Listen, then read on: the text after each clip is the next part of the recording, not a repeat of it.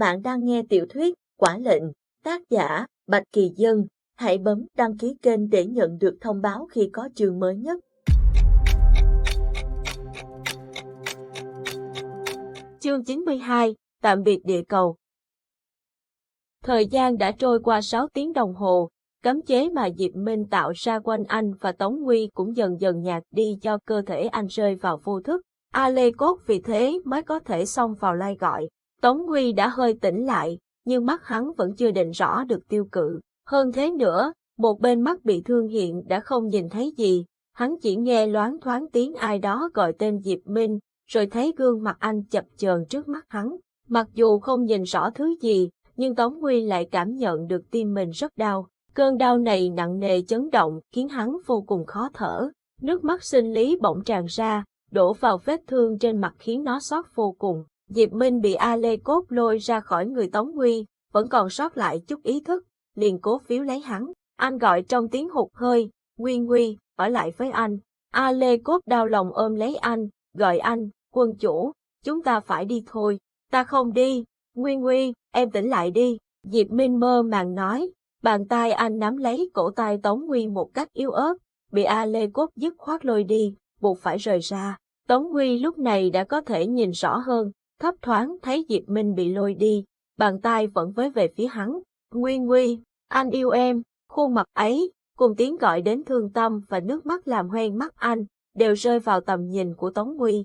Lúc này hắn có thể nói, có thể gọi tên anh, nhưng hắn không làm thế. Hắn thực sự đã chết tâm rồi, cuộc đời này của hắn được định sẵn là cô độc. Năm 2 tuổi mẹ hắn mất tích, năm 10 tuổi Tống Long tống hắn vào lò luyện sát thủ khủng khiếp nhất thế giới. Khi trưởng thành, bạn bè của hắn là một lũ thanh niên ô hợp, chẳng có bất kỳ một ai là tri âm, tri kỷ. Rồi bây giờ, khi tìm ra lý tưởng của mình, thì lần lượt Victor, Diệp Minh cũng đều bỏ đi cả rồi.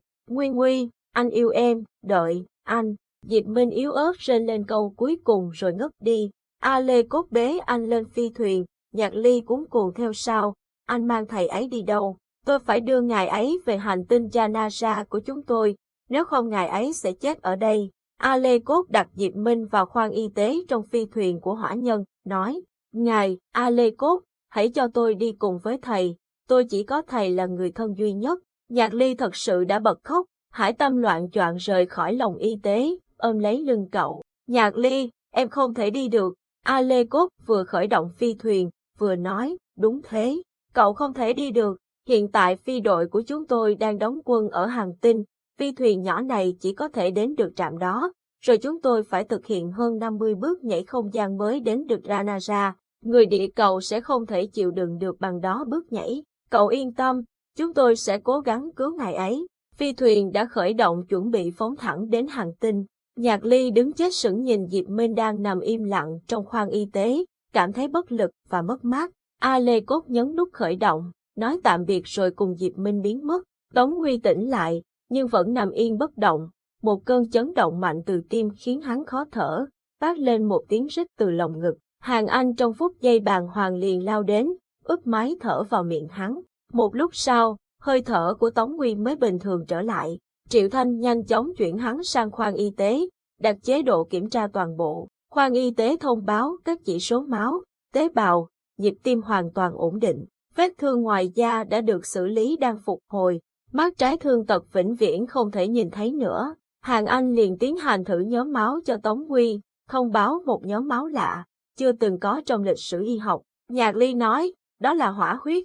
Máu của thầy Diệp sinh sôi rất nhanh, cũng rất mạnh, có thể làm thay đổi toàn bộ cấu trúc tế bào máu trong cơ thể của người được truyền hỏa huyết. Từ giờ sức khỏe của Tống Nguy sẽ không sao nữa, đã loại bỏ hoàn toàn RH3 rồi. Hàn Anh xúc động rơi nước mắt, nhìn Tống Nguy đang thiêm thiếp ngủ đi, còn Nhạc Ly thì trong lòng lộn xộn nhiều suy nghĩ phức tạp. Nếu nói là cậu căm hận Tống Nguy, cũng đúng, vì hắn mà cậu mất đi Tiểu Hà, mất đi thầy Diệp, hai người thân như gia đình của cậu. Cho đến bây giờ, thế giới này chỉ còn bơ vơ một mình cậu. Nhưng đổi lại, nếu Tống Nguy không mạnh mẽ đi theo con đường này, thì đến nay, nửa địa cầu cũng sắp sửa ngập trong sóng thần, cũng có thể là chiến tranh. Cậu không biết nữa, nhưng cảm giác lúc này chính là cô độc. Hải Tâm nhìn đau, vẫn kiên trì giữ Nhạc Ly trong lòng không buông. Nhạc Ly mệt mỏi gục đầu vào ngực anh, bật khóc, nước mắt của cậu rơi xuống, thấm qua lớp vải băng, thấm vào vết thương của Hải Tâm khiến anh xót đến đổ mồ hôi, nhưng vẫn nghiến chặt răng chịu đựng, đè cậu trong vòng tay. Tống Huy trong quá trình phục hồi và chữa các vết thương lớn nhỏ trong khoang y tế, mơ màng nhớ về những ngày tháng bên người kia. Từ lúc hắn gặp anh trên giao lộ, như từ trên trời rơi xuống nóc xe của anh, cho đến khi anh lẳng nhẳng bám theo hắn, gọi hắn là tiểu thần. Rồi những ngày tháng hai người vượt qua các cuộc truy sát sống còn, người kia vẫn chưa từng rời xa hắn. Những đêm lạnh Diệp Minh dùng hỏa thần sưởi ấm cho hắn, cùng hắn yêu đương rồi cùng nhau chìm vào giấc ngủ. Thời gian cũng chẳng bao lâu mà như đã trải qua mấy kiếp. Thôi bỏ đi, anh ta là Zed, một tên đại ác ma diệt chủng, là kẻ thù của nhân loại, dù thế nào cũng không thể chung đường. Tống Huy trấn tĩnh lại, cố gắng để mình thoát ra khỏi dòng cảm xúc tiêu cực. Nhưng dù thế nào, hắn cũng phải thừa nhận với bản thân mình, rằng hắn rất nhớ anh. Thêm nửa ngày nữa trôi qua, Tống Huy cũng ra khỏi lòng y tế. Một bên mắt của hắn đã không còn nhìn thấy gì nhưng theo thói quen hắn vẫn cố gắng điều tiết. Nhạc Ly thấy không ổn, liền làm cho hắn một miếng băng mắt màu đen hình tròn. Anh che lại đi, như vậy mới tập trung vào bên mắt kia.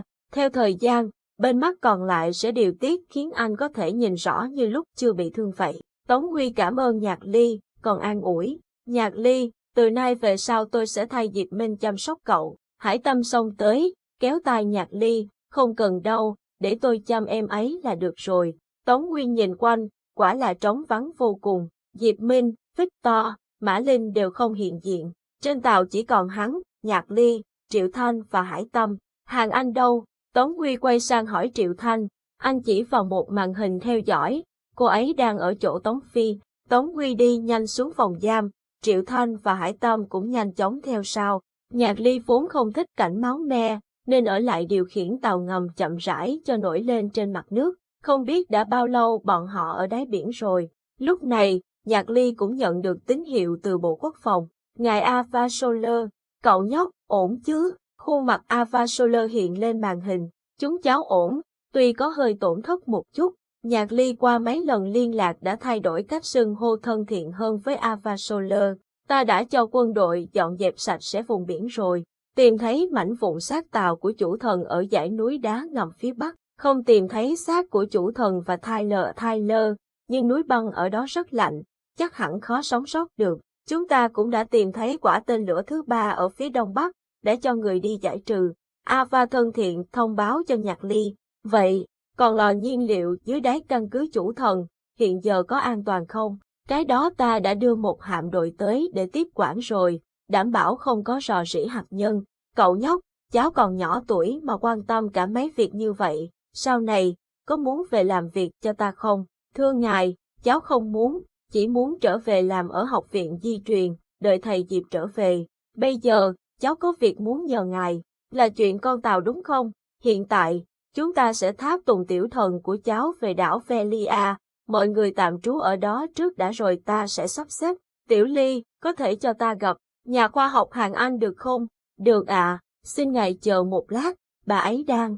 Nhạc Ly nhìn lên màn hình, đúng lúc Hàng Anh vừa tung một đạp vào mặt Tống Phi, khiến anh ta bật ngửa ra sau, máu mồm máu mũi phun thành vòi. Cậu quay sang nói với Ava Soler, bà ấy đang bận vận động chân tay một chút, lát nữa cháu sẽ liên lạc lại. Nhạc Ly ngắt máy, cũng tắt luôn cả màn hình dưới hầm. Cậu có cảm giác mình đang sống trong một thế giới cực kỳ bạo lực. Hàng Anh sau khi đạp Tống Phi một nhát, còn gầm lên, phát cả lò nhà cậu. Chỉ vì cái Tống thị rách nát ấy mà định đoạt mạng con trai tôi. Cậu có còn là người không?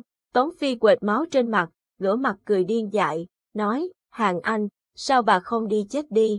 Cả em trai nữa, em trai tốt. Tôi rất vui vẻ nhìn thấy hai người vùi thay ở cái hải vực này.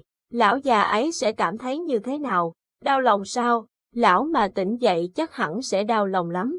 Ha ha, Tống Huy trầm lặng nhìn anh ta, cảm thấy khuôn mặt kia lúc bóc lớp vỏ ra cũng đê tiện không kém gì Tống Long. Tống Phi, tôi cho anh biết một bí mật. Tống Long hiện tại cũng không phải là cha của anh. Tống Long thực sự đã bị giết từ 20 năm trước rồi. Người đàn ông đã lợi dụng anh để che giấu thân phận thật của ông ta, thực ra chỉ là một tên khốn hàng công nghệ thôi. Anh sùng bái nhầm người rồi,